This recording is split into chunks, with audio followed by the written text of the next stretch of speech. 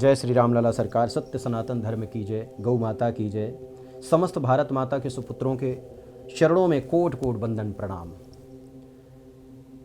आज का जो विषय है सत्यता, हर्ष का भी विषय है, विषाद का भी विषय है। भारत माता के सुपुत्र को जो यशस्वी हैं और संत शिरोमणि श्री तुलसीदास महाराज जी की रचना को जो अपने हृदय में धारते हुए पूरे विश्व को गर्वित किए हैं, आनंदित किए हैं, यहाँ तक कि पूरा विश्व जो भारत की तरफ आज देख रहा है, यशस्वी प्रधानमंत्री श्री नरेंद्र मोदी जी को लेके बात यह मैं कह रहा हूँ। उनको कुछ लोग अपमानित किए हैं। वो प्रधानमंत्री जिसके ओजस्व से, तेजस्व से पूरा विश्व गर्वित हुआ है, उनको पनौती कहा गया। मैं इस विषय को लेके बहुत दुखी हूँ, मेरे हृदय को बहुत पीड़ा पहुँचा है। जो देश के प्रधानमंत्री का सम्मान नहीं कर सकता, जो भारत माता का अपमान कर सकता है, भारत माता को पहचान नहीं सकता, वह व्यक्ति आम जनता का कैसे भला कर सकता है, कैसे कल्याण कर सकता है। इस विषय को लेके कभी कभी मैं चिंतन करता हूँ, मनन करता हूँ। मैं तो करता हूँ, आप लोगों को भी इस विषय को लेके चिंतन मनन करना चाहिए। क्या ऐसा व्यक्ति राष्ट्र का उत्थान कर सकता है, कल्याण कर सकता है? भारत माता के श्रेष्ठ सुपुत्र हैं माननीय नरेंद्र मोदी जी, जिनके तेजस्व ओजस्व से पूरा सनातन धर्म गर्वित हुआ है और पूरा विश्व सनातन धर्म को अगाधता के साथ अपनाने की कोशिश भी कर रहा है।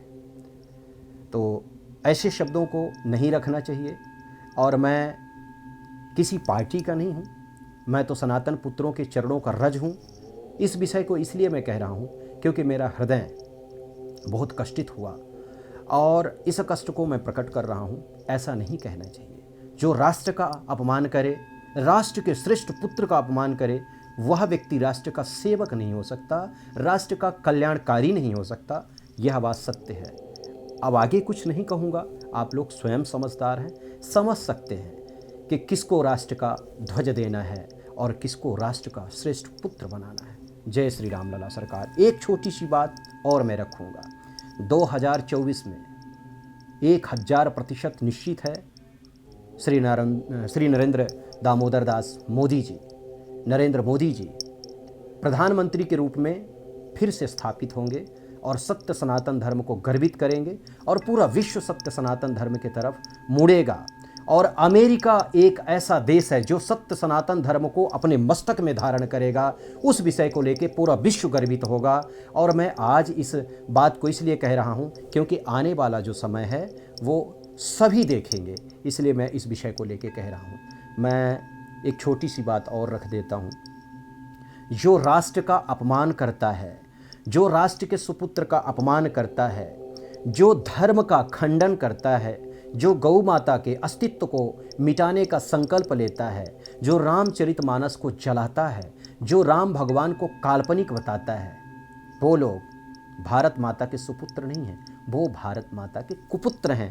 लेकिन कुपुत्रों को मैं बस एक ही बात कहना चाहता हूँ कि समय है, जग जाओ। पूरे विश्व को अगर कोई गर्वित कर सकता है वो भारत देश कर सकता है। जिसके गोदी में खेल रहे हो, जिसके चरण रज को लेके जीवन जी रहे हो, उसको तुम पहचान नहीं पा रहे हो कि भारत माता क्या है, भारत माता कौन है? भारत माता पूरे विश्व का प्राण है। अगर भारत माता नहीं है तो पूरा विश्व नहीं है, और पूरा विश्व नहीं है तो कुछ भी नहीं है। समझने की बात है। जो राष्ट्र का अपमान करता है वो कभी किसी का भला नहीं कर सकता। इससे ज़्यादा मैं कुछ नहीं बोलूँगा। जय श्री राम लला सरकार।